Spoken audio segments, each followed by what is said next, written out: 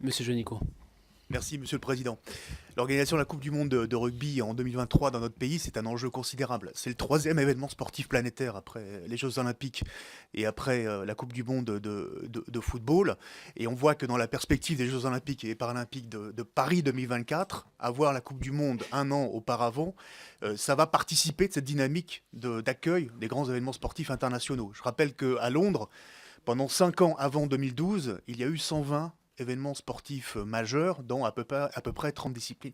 Donc ça veut dire que l'héritage, peut-être pour préciser ce qu'a dit M. Hatcher tout à l'heure, c'est peut-être même avant qu'il se construit, c'est-à-dire comment on fait pour avoir plus de licenciés comme ça a été le cas en 2007, comment on va sur les territoires carencés où le rugby est peu présent, et pas simplement sur les 10 villes hautes pour le développer avant, comment on fait le rugby féminin, le rugby à 7, les nouvelles pratiques, vous avez évoqué tout à l'heure le rugby sans contact ou le sport santé bien-être, donc j'aimerais avoir votre point de vue là-dessus, et en particulier sur le rugby scolaire, j'ai dit mon inquiétude sur un certain nombre de contraintes médicales qu'on est en train d'imposer au rugby scolaire, qui sont pas bons pour le développement chez les jeunes.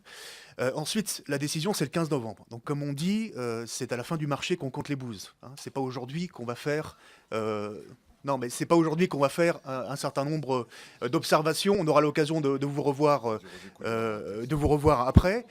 Ma question que je voulais poser, c'est est-ce que finalement la candidature de la France n'a pas fait peut-être un peu montre d'un excès de confiance en disant que son dossier était le meilleur pendant des semaines et des semaines, et finalement a insisté plutôt sur le critère financier de retour vers les fédérations. Vous évoquez les 300 millions d'euros, parce que ça n'a pas été le cas dans le passé. Est-ce que vous n'avez pas trop insisté sur ces critères financiers de retour aux fédérations plutôt que sur d'autres valeurs intrinsèques au rugby? Moi aussi, j'ai été surpris par des recommandations de la Fédération internationale. Quand on dit que la capacité hôtelière de la ville de Merci, Monsieur Saint-Étienne Jonico. est insuffisante et qu'elle a accueilli la Coupe du Monde de 2007 et l'Euro Merci, de Monsieur 2016, Jonico. Merci.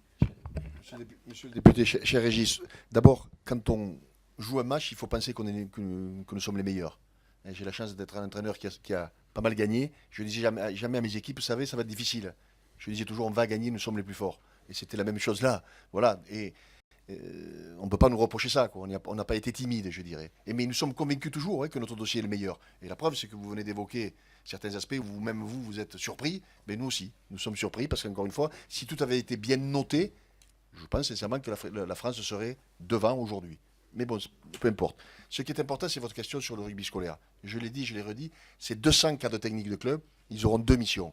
Pénétrer le milieu scolaire, aller initiés au rugby pour pouvoir recruter et les amener dans nos clubs. On a lâché l'école depuis 30 ans. Donc il faut à nouveau y re-rentrer. Ça, c'est une certitude.